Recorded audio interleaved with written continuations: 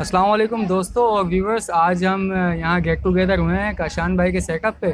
तो आज ये हमारे लिए बड़ी फ़ख्र वाली बात है कि मतलब कराची के हमारे बहुत अच्छे एक्सपीरियंस होल्डर और जो सीनियर पर्सनैलिटीज़ हैं हमारी, वो हमारे साथ आई हैं थोड़ा सा अपना कीमती टाइम निकाल के हमें देने के लिए, जो हमारे सवालात हैं, जो हमारे इश्यूज़ हैं, उनके ऊपर डिस्कशन करने के लिए। तो आप देख सकते हैं माशाल्लाह से हमारे साथ डॉक्टर ज़हीर सर भी मौजूद हैं और ये हमें गाइडलाइन भी देंगे काफ़ी अच्छी, मतलब है कि बर्ड्स के हवाले से, बर्ड्स की जो प्रॉब्लम्स हैं और जो जितनी भी उनकी रिक्वायरमेंट्स हैं उसके हवाले से। और माशाल्लाह से एक नामवर शख्सियत शकील भाई हमारे साथ मौजूद हैं, जो कि माशाल्लाह से इनको तो सभी जानते हैं। इनको मेरे हवाले से तो मतलब किसी तारुफ की ज़रूरत नहीं है, क्योंकि लोग इनको मतलब इतना मतलब है कि सुन सुन के इनकी वजह से मोटिवेशन ले चुके हैं कि आज मतलब जो लोग शौकिया बर्ड्स पाल रहे थे, अब वो माशाल्लाह से इसको कमर्शियल लेवल पे ले आ चुके हैं। तो मैं चाहूँगा कि आप माशाल्लाह से इस वीडियो को देखें और इसको समझें, गौर से सुनें। तो जो इसमें बातें डिस्कशन होगी, मैं समझता हूँ कि हमारे लिए पहले और आपके लिए भी ख़ास करके बहुत अच्छी साबित होंगी और इससे हमें भी बहुत कुछ सीखने को मिलेगा और आपको भी बहुत कुछ सीखने को मिलेगा। तो इंशाल्लाह ताला वीडियो का आगाज़ करते हैं। और शकील साहब जो हैं ये मेरे बच्चे, मतलब बच्चों की तरह हैं और मैं इनको इनके बचपन से देख रहा हूँ। सही। उनके भी छोटे थे तो ख़ासकर ये जो रिंग नेक के अंदर बहुत ज़्यादा माहिर हैं, टेम करने में। ग्रीन बर्ड जो रिंग नेक है ना, ग्रीन तो हरा तोता जो होता है हमारा जैसी, उसके अंदर इनकी खुसूसी महारत है। उसकी वजह ये थी कि बेसिकली जिस ज़माने में मैंने काम स्टार्ट किया था, उस ज़माने में बागड़ी हजरात बहुत आते थे।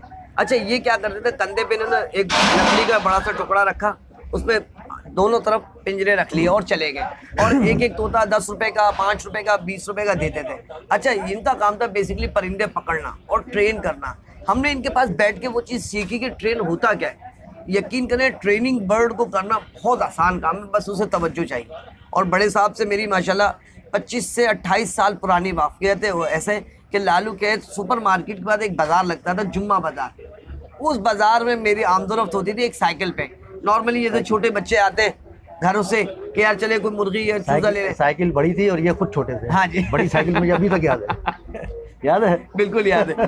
तो माशाल्लाह उस ज़माने के हिसाब से मैंने अपने काम को इस अंदाज में लेके चला हूँ कि आने वाले वक्त में इस काम की इतनी वैल्यू हो गई। आज हमारे मुल्क के अंदर ऐसे लोग, मैं समझता हूँ, जिनकी बड़ी बड़ी फैक्ट्रियाँ थी, बड़ी बड़ी कंपनियाँ थी, वो एनिमल्स एंड बर्ड्स पे तादाद पैसा खर्च कर रहे हैं इस शोबे को आगे लेके चलने के लिए, और इसमें बहुत हैंडसम अमाउंट इन्वेस्ट हो रहा है। आने वाले वक्त इंशाल्लाह ताला एनिमल एंड बर्ड के लिए बहुत कामयाबी का है। मैं तो ये समझता हूँ कि बंदे को अगर ये काम आता है तो इस काम में मेहनत करे, नहीं आता है तो सीख ले।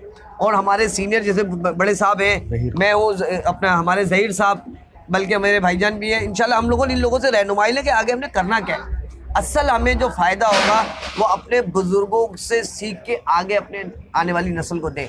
बाकी ये कि काम सीखने की कोई उम्र नहीं होती भाई, आप हर उम्र में काम सीखे। परिंदों और जानवरों का ऐसा काम है कि ये हमारे आबा व अजदाद करते आए। बड़े सग़ीर से जब हम लोग हिजरत करके पाकिस्तान में तशरीफ़ लाए थे तो कोई गाय ले आया, कोई बकरी ले आया, कोई मुर्गी ले आया, कोई तोता ले आया और जोड़े जोड़े ले आया। एक वक्त था मुल्क तो बन गया, परिंदे हम लोग अपने पुरानी जगह से ले आए। आज हमारे अपने ज़ाती हमारे पास सब कुछ है, अल्लाह की मेहरबानी से हमारे पास वो कुछ है जो हमसे 100 गुना ज़्यादा लोग तालीम में, एजुकेशन में अपना टेक्निकल से आगे। मगर जो अल्लाह ताला ने एशिया के लोगों में दिया, खुसूसन पाकिस्तान में, मैं कहता हूँ पूरी दुनिया में ऐसा टैलेंट ढूंढेंगे नहीं मिलेगा।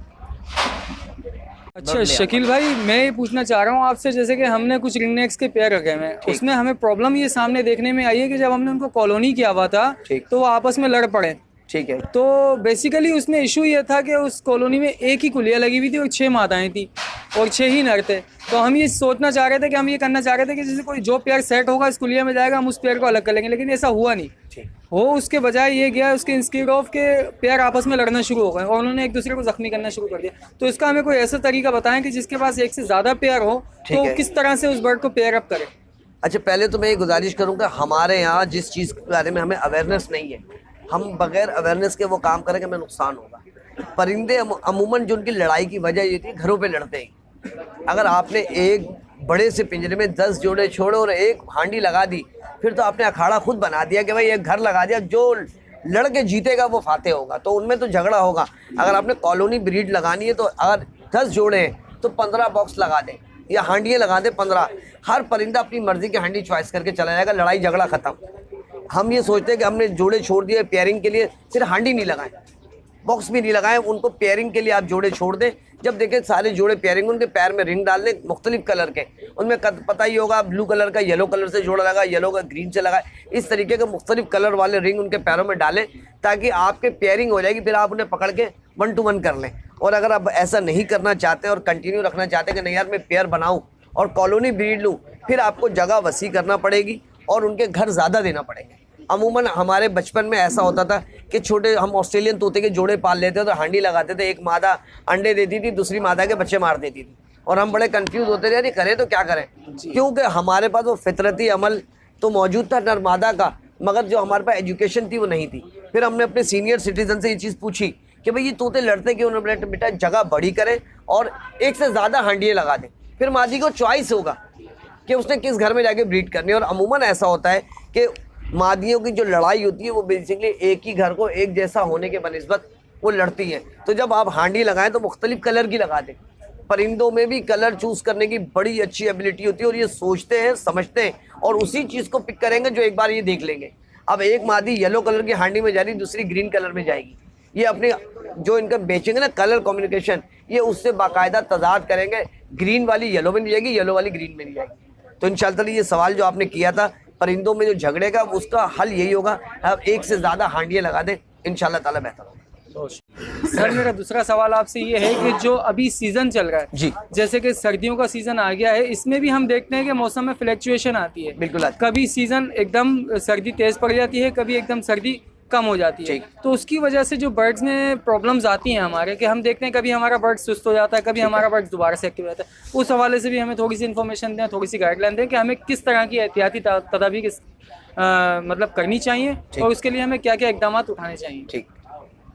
अच्छा, पहले तो मैं ये कहूँगा कि हमारे यहाँ ख़ास तौर पे पूरे पाकिस्तान में कराची के बाद अपना ज़ाती कोई मौसम नहीं है। हमारे पास बहुत ज़्यादा गर्मी भी आएगी और साइबेरियन हवाएं भी आएंगी। जी। हम कहते हैं यार कोयटा की हवा चल गई, ठंडा मौसम हो गया, नज़ला खांसी ज़ुकाम बुखार एकदम ही एंट्री मार ली। अच्छा, हमें कोशिश ये करेंगे हमें अपने जो फार्म बनाना है वो फार्म इस अंदाज में बनाना है कि उसमें वेंटिलेशन हमारे काबू में, हवा का आना और जाना। अगर हवा हमारे काबू में आ गया बैठ जाए, हमने क्या करना है वहाँ पे हमने शीट लगानी है, वो शीट लगा देनी है जिससे बेसिकली रोशनी आए, धूप आए, हवा ना आए। इसमें क्या हो गया कि हमारे यहाँ पे जैसी फार्म में अगर 100 परिंदे या 50 परिंदे और अगर हमने उसके एयर के मसले को कंट्रोल कर लिया तो आधी बीमारी हमने काबू में कर ली। बाकी जो आधी बीमारी है वो हमने क्या करना है कि उसको खुराक के ज़रिए उसको कंट्रोल करना। अगर छोटे परिंदे हैं तो हमने क्या करना है, कोड लीवर ऑयल, मछली का तेल और जैतून का तेल, हमने दोनों को 100-100 ग्राम लेके एक बोतल में भरा और जो इनका दाना उसको इतना निकाला पाउट में और 1 चम्मच तेल उस दाने पे डाल के उसको अच्छी तरह मैश किया। अच्छा, मैश करने के बाद हर जोड़े को इतना दाना लगाएं कि 20 से 25 ग्राम के सुबह से शाम तक खा लें। अच्छा, इनमें ऐसा होता है कि जब ये सुबह से शाम तक खा लेते हैं ना, जो दाना बचता है वो वेस्टेज है। अब वो मछली का और अपना जैतून का तेल लगा हुआ दाना वो कोई नुकसानदेह नहीं है, वही दाना आप मुर्गियों को डाल दें। फिर मैं एक बात कहूँगा कि जितना आपके पास दाना बचेगा वो आपका ज़ाया नहीं है, क्योंकि आपने छोटे बर्ड भी रखने हैं। अमूमन ऐसा था ऑस्ट्रेलियन के छोटे बच्चे निकलते हैं, लोटिनो, फिशर, लबर्ट, कॉकटेल, इनके जो छोटा बच्चा निकलता ना वो बेसिकली नीचे से उठा के खाता है। वो पहले उसमें बॉक्स के अंदर से जब उसने छलांग मारी, उन्हें नई दुनिया देखी, अब वो नीचे बैठ गया जाली पे या तार पे किसी भी चीज़ पे, तो दाने के बर्तन को समझने में उसे टाइम लगेगा, मगर इस टाइम तक वो भूखा नहीं रह सकता है। हमने मिट्टी का बड़ा प्याला लेना है, उसमें तमाम परिंदों का निकला हुआ दाना उसमें कल्टी कर दिया साफ़ करके। अच्छा, वो जो कल्टी किया ना वो बेहतरीन चीज़ ये हो जाएगी कि मैंने अपने उस्तादों से सीखा है कि वो जो दाना मिलता है वो बच्चे के लिए बड़ी ग्रोथ वाला दाना होता है, क्योंकि न्यू बॉर्न बेबी होता है, वो दाना खाता है और अपनी लाइफ को सिक्योर करता है।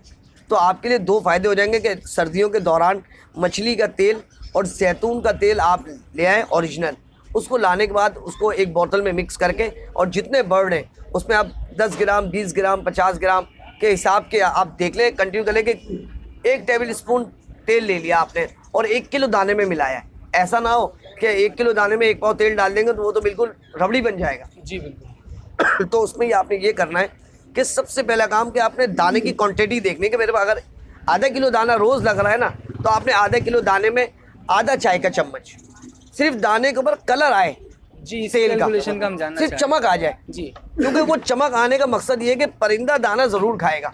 अब वो चमक जब अंदर जाएगी, ऑयल अपना काम दिखाता है, जी बिल्कुल। कुदरती बात है, हर बीज में ऑयल मौजूद है। आप किसी भी किस्म के दाना लाएं उसमें ऑयल होगा। कुदरती तौर पे अल्लाह ने एक निज़ाम रखा है। जी बिल्कुल। निज़ाम में कुदरत में ऑयल लाजमी है, क्योंकि अल्लाह की कुदरत है। आप सोयाबीन ले लें, बज़ाहिर वो सोयाबीन है, जब आप उसको डालेंगे तो उससे ऑयल निकलना शुरू हो जाएगा। अल्लाह की कुदरत है। जी आप सरसों ले लें, सरसों का बीज नॉर्मल है, जब आप उसको कोलू में डालेंगे सरसों का तेल निकलना शुरू हो जाएगा। अल्लाह की कुदरत है। तो इंशाअल्लाह ऑयल का काम ऐसा है कि वो सरवाइव करता। अच्छा, इस सर्दी के मौसम में परिंदों में लकवे की बीमारी बहुत आती है, जी क्योंकि जितना छोटा बर्ड है, साइबेरियन हवा जब आती है ना, तो बेसिकली लकवा है बुखार। जब उन्हें तेज़ बुखार चढ़ता है तो ये उनके नरम हड्डियों को नुकसान पहुंचाता है, जैसे कि गर्दन, रीढ़ की हड्डी, पर और कूले, जिनको हम कहेंगे पैर। उनमें ऐसा होता है जिधर लकवा मार गया वो साइड कल्टी होता है। और ज़्यादातर लकवा जो लगता है वो कबूतरों में और मुर्गियों में। अच्छा, छोटे तोते को लकवा कम लगता है। इसको लकवा जब लगेगा जब बेसिकली हमारे यहाँ बहुत ज़्यादा हवाएं चल रही हैं और कोई बंदोबस्त नहीं है और परिंदे बेचारे लावारिस तरीके से पड़े, तो वहाँ बीमारी ज़्यादा अटैक करती है। अमूमन जहाँ पे केयर होती है, परिंदों को सही तरह ढांप के रखा जाता है और उनकी बेहतरीन तरीके से केयर होती है, तो वहाँ इंशाअल्लाह ताला ये फालिज वाली बीमारी जिसको हम लकवा कहते हैं ये नहीं होती है। बेसिकली ये सिर्फ तवज्जो ना होने की वजह से लकवे की बीमारी आती है, इससे पहले नहीं। सही।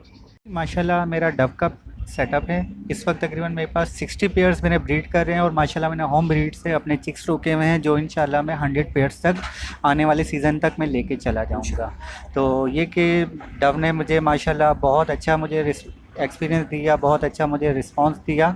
तो मैं चाहता हूँ कि मैं मज़ीद आगे जो है ना डव के सेटअप के अलावा किसी और अच्छे और यानी कि बर्ड्स के ऊपर जाना चाह रहा हूँ कि जिससे यानी कि मैं सेटअप को मैं मज़ीद बढ़ाऊँ। तो आप सर मशवरा दें कि मैं कौन सा बर्ड्स रखूँ जिसके अंदर जो है ना मुझे फ्यूचर के अंदर जो है ना काफ़ी अच्छी अर्निंग भी हो और जो मेरे पास सेटअप के हिसाब से रहे, बेहतर है। अच्छा, पहले तो मैं आपके बहुत सारी बातों का एक बहुत ज़बरदस्त जवाब ये देना चाहता हूँ कि आपने डव के काम में माशाल्लाह जो कामयाबी हासिल की वो आपने मेहनत से की, ठीक है। अच्छा, ये मेहनत ऐसी थी कि आपने जोड़ों के अंदाज में रख के जो उनकी कामयाब ब्रीड ली, उस बच्चे को आपने मजबूती से संभाल लिया। अब इसमें जो आप अर्निंग चाह रहे हैं मज़ीद नए बर्ड की तरफ, अच्छा इस टाइम मार्केट की सूरत हाल जो है ना वो डिफरेंट अंदाज में फैल गई है।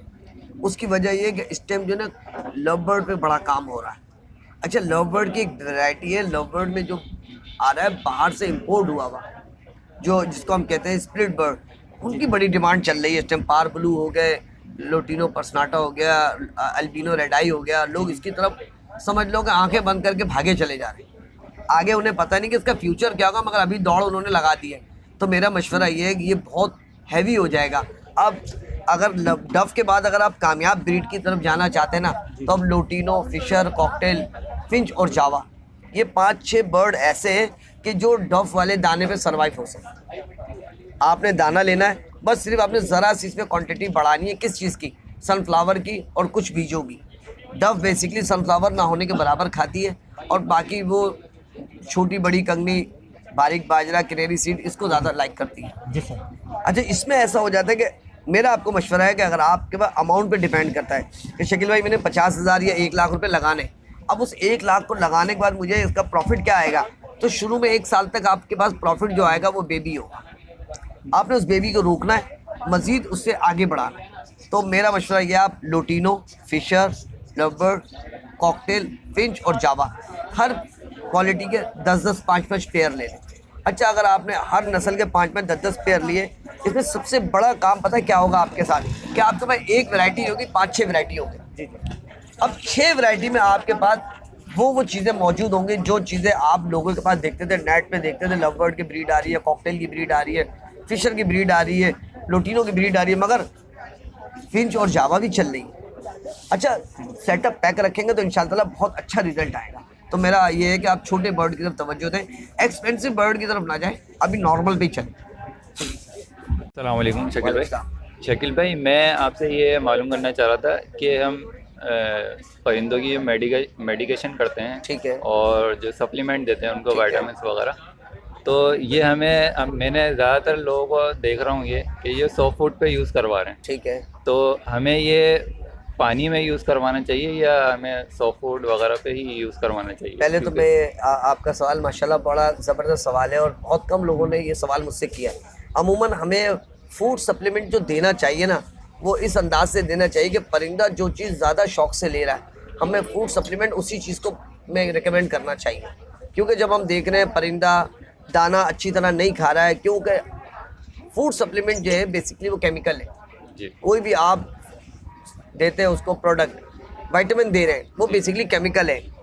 एक ऑयल को छोड़ के बाकी कोई सा भी आप अगर उसको मेडिसिन देते हैं, मेडिसिन है ही केमिकल। जी। कौन सी चीज़ से बनी है, वो किस अंदाज में चली है। अच्छा, इस अंदाज में ये होगा जब आप फूड सप्लीमेंट लगाते हैं तो बेसिकली परिंदे के आप हॉबी देखें वो किस चीज़ को ज़्यादा लाइक करना है। सही। अगर वो दाना ज़्यादा खाता है तो लाजमी पानी पिएगा। आप फूड सप्लीमेंट दाने में तो दें मगर पानी में भी दें। सही। दाना पानी दोनों में देंगे ना, कुछ उसने यहाँ से ले लिए, कुछ यहाँ से ले लिए, वो उसके पेट में गए और उसके मैदे ने वर्किंग करी, इंशाल्लाह ताला उसका रिजल्ट आपके पास बहुत अच्छा आएगा। मगर लिमिट, सही। अनलिमिट कोई भी चीज़ नहीं दें आप। ज़रूरत से ज़्यादा कोई भी चीज़ देंगे तो वो नुकसानदेह।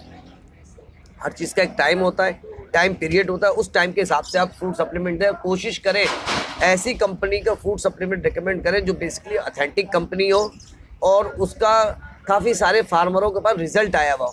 नित नई प्रोडक्ट देने से बेहतर है आप वो प्रोडक्ट यूज़ कराएं जो बेसिकली ज़ाती तौर पे उसको खुद समझते हैं। मैं किसी भी प्रोडक्ट का नाम लेना नहीं चाहता हूँ, उसकी वजह है कि बहुत सारी कंपनियाँ हैं जो अपनी प्रोडक्ट लॉन्च कर रही है, मगर हमेशा उस चीज़ को लाइक करें जिसको 2-4 फार्मरों ने रिकमेंड किया और उन्होंने उसका बेसिकली एक तरीके से उन्होंने उसका एक प्रैक्टिकल करके आ चुके हैं। क्योंकि हमारे यहाँ सूरत हाल ये है कि लोग दवाइयाँ बनाते हैं, प्रैक्टिकल नहीं कराते, वो परिंदे वालों को दे देते हैं। अगर अच्छा हुआ तो हमारी दवाई का रिजल्ट 100% है और अगर अच्छा नहीं आया तो दवाई का रिजल्ट नहीं है।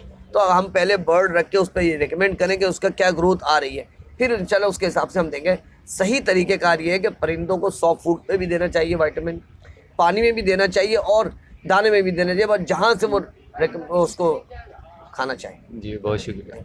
वालेकुम। शकील भाई, मुझे आपसे ये पूछना था कि अभी जो ब्रीडिंग सीजन चल रहा है तो उसके लिए सबसे बेहतरीन जो है नेस्टिंग मटेरियल कौन सा सही रहेगा? एक कुछ लोग हैं जो लकड़ी का बुरादा यूज़ करते हैं, कुछ है जो गधा घास कहते हैं वो वाली घास, कुछ ऊँची ऊँची।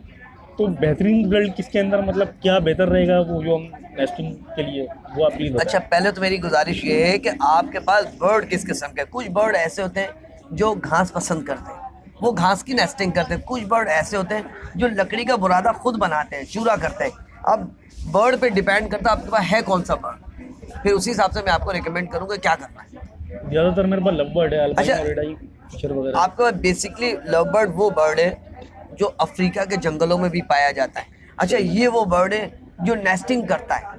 अच्छा, इनके पास इन्हें 4-5 किस्म की घास चाहिए होती है, एक क्वालिटी की घास कभी नहीं चाहिए। क्योंकि परिंदा है वो 10 जगह जा रहा है, 10 परिंदों की शाखें काट के ला रहा है। हर परिंदे की जो शाख है वो अपने अंदाज की है। तो आप एक काम ये करें, 4-5 किस्म की आप घास ले लें, आप गधा घास ले लें, कारपेट घास ले लें और अपना इसका लूसन ले लें, सही, पुदीना ले लें सूखा हुआ, इसको मिक्स करके रख दें।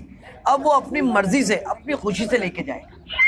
उसकी असल वजह क्या है, उसके लेके जाने की वजह ये है कि जब वो लेके जाएगा बेसिकली वो एक नेस्टिंग करेगा। कुदरती बात है परिंदे की नेस्टिंग की कि वो ऐसा मजबूत नेस्टिंग करता है जिसके अंदर पानी भी नहीं जा सकता। वो वाटर प्रूफ होता है उसका पिंजरा, जो उसका नेस्टिंग का जाल होता है। अमूमन आप देखें पूरी दुनिया में नेस्टिंग के ऊपर जो बर्ड के बना रहे होते हैं प्रोग्राम, तो उनमें बर्ड की नेस्टिंग दिखा रहे होते हैं कि कितनी माहिर बर्ड होता है कि वो एक तिनका ला के एक बेहतरीन खूबसूरत सा जाल बना लेता है जो वाटर प्रूफ होता है और जंगली परिंदों से, सांप से बचा हुआ होता है। उसमें उनके बच्चे अंडे महफूज रहते हैं। तो ये है कि आप 4-5 किस्म की घास ले लें, उनको मिक्स करके वो रख दें, इंशाल्लाह परिंदे उसके नेस्टिंग अपने खुद करेंगे, आपको करने की ज़रूरत नहीं। और कुछ ऐसे बर्ड होते हैं जो लकड़ी का बुरादा बनाते हैं, जैसे grey parrot, cockatoo, Amazon, ringneck, पहाड़ी, ये लकड़ी का बुरादा बनाते हैं। कॉकटेल, ये भी लकड़ी के बुरादे पे अंडे देते हैं और बहुत अच्छे अंदाज में आप शीशम का बुरादा ले लें, सबसे बेस्ट है।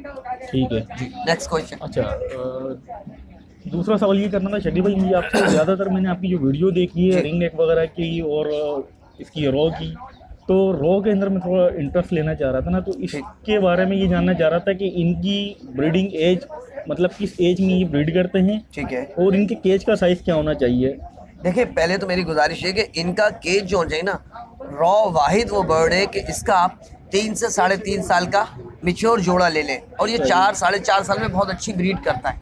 अच्छा, इसमें ऐसा होता है कि पिंजरे का साइज़ हो 3 और 5 फुट, ठीक है। बड़े साइज का पिंजरा होना चाहिए, उसमें लकड़ी का तना लगा हुआ, ठीक। ऐसा तना लगा हुआ जो तकरीबन 2 से 2.5 इंची मोटा हो और कम से कम 4 फुट या 3 फुट लंबा हो, और उसको आप स्केल स्टाइल में लगाएं ताकि परिंदा इस पर जंपिंग करे और आराम से फ्लाई करके बैठे।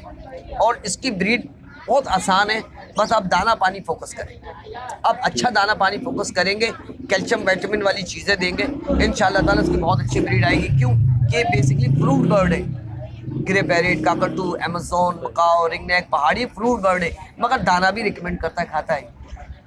वैसे तो आपने जो लबर्ड वैरायटी रखी है, इनको आप पालक दे सकते हैं, चुकंदर के पत्ते दे सकते हैं, गाजर मैश करके दे सकते हैं, कश करके, चुकंदर कश करके दे सकते हैं, खीरा दे सकते हैं, सलाद पत्ता दे सकते हैं। ये आपके इन बर्ड के लिए बड़ा, इनके समझो इस पर आपको नेचुरल प्रोटीन मौजूद है, नेचुरल मिनरल्स मौजूद है, इंशाल्लाह इसमें कोई टेंशन वाली बात ही नहीं। अच्छा, दूसरी चीज़ ये कि जो सब्जियां आपने बताई है, इसमें सर्दी और गर्मियों का सीज़न देखना ज़रूरी है कि सर्दी के अंदर कौन सी चीज़ें प्रोवाइड करें हम। अभी जैसे कि ये टेम्परेचर चल रहा है सर्दी का, तो इसके अंदर हाँ, तो अभी आप मुझे सिर्फ इसका ही बताएं कि मतलब किन चीज़ों को ज़्यादा बेहतर मतलब वाइटामिन। मैं ये समझता हूँ कि सर्दियों के अंदर जो आपने कोई भी अगर चीज़ देनी है, वो ये चीज़ देनी है कि परिंदा बेसिकली इस नॉर्मल इन्वायरमेंट में मौजूद है। अब अचानक सर्दी पड़ गई, सख्त सर्दी, हमने क्या करना, इसका दाना लिया। अब एक दोस्त ने क्वेश्चन किया था कि दाने के अंदर कौन सा हमने ऑयल रिकमेंड करना, तो मैंने उन्हें कहा था आप ऐसा करें, कोड लीवर ऑयल, मछली का तेल और जैतून का तेल, ये 50-50 ग्राम ले लें। और हमने क्या करना, हमारे पास आधा किलो दाना लग रहा है, हमने 1 चम्मच कोड लीवर ऑयल इसमें डाला, मछली के तेल और जैतून का तेल, उसको अच्छी तरह मिक्स किया। मिक्स करने के बाद हर जोड़े को हम 10 से 12 या 15 ग्राम दें, इससे ज़्यादा दाना नहीं दें आप। अच्छा, वो दाना सारा दिन खाए, शाम में वो दाना, रात को जब दूसरे दिन जब हम आए तो वो दाना हटा दें, नेक्स्ट इसी अंदाज में लगाएं। क्योंकि अगर हम इन्हें ऑयल देंगे, ऑयल बेसिकली इनके अंदर जो है ना सर्दी से लड़ने का मुकाबला है। और विटामिन ऐसी चीज़ है जो हम पानी में डाल के दे सकते हैं, फल फ्रूट पे दे सकते हैं, सॉफ्ट फूड पे दे सकते हैं। कुछ ऐसे बर्ड हैं जो सॉफ्ट फूड बड़े शौक से लेते हैं, कुछ नहीं लेते। अच्छा, ये आदत बनाना पड़ती है सॉफ्ट फूड की। आज ब्रीडिंग टाइम शुरू हुआ, तमाम पब्लिक भाग रही है सॉफ्ट फूड की तरफ। पूरे साल आपने सॉफ्ट फूड नहीं खिलाया, एंड टाइम पे वो नहीं खाएगा, आप कुछ भी कर लें। हत्ता कि सॉफ्ट फूड वाहिद वो चीज़ है जो बर्ड बड़े शौक से लेता है, मतलब वो ग्रे पैरेट हो, बजरी हो, कॉकटू हो, पहाड़ी हो, रिंगनोक हो, इवन लवबर्ड हो। आप काला चना, लोबिया और गंदुम इसको रात को भिगो दें, सुबह इसको अच्छी तरह धो लें और ये थोड़ा थोड़ा डालें। एक वक्त आएगा वो आपके सॉफ्ट फूड का इंतज़ार करेगा परिंदा। आप घड़ी बांध लें और देख लें कि वो बेसिकली ऐसे इंतज़ार करेगा कि उसे ये सॉफ्ट फूड लेना है। तो इंशाल्लाह ताला पूरे साल कंटिन्यू रखें और मौसम के हिसाब से आप चीज़ें देना शुरू करें। ऑयल जो है वो गर्मियों में नहीं दिया जाता है। गर्मियों में आप खीरा और अपना इसका चुकंदर नहीं, बेसिकली खीरा बहुत ज़्यादा खीरा है गर्मियों का। और सही मायनों में अगर आपने देना है ना परिंदों को हरे में, तो आप पुदीना दें। पुदीना वाहिद वो सब्जी है जो इसकी आंतों और मैदे के लिए बहुत फ़ायदेमंद है। भले वो पहाड़ी हो, ग्रे पैरेट हो, रिंगनोक हो, लबर्ड हो, फिशर हो, कॉकटेल हो, इवन कॉमन बजरी हो, आप उसको भी देंगे इंशाल्लाह ताला। ये पुदीना उसकी आंतों और जिगर मैदे के लिए बहुत फ़ायदेमंद है। मैदा ठीक है, सब ठीक है, बिल्कुल। मैदा ख़राब है, टोटल चीज़ ख़राब है।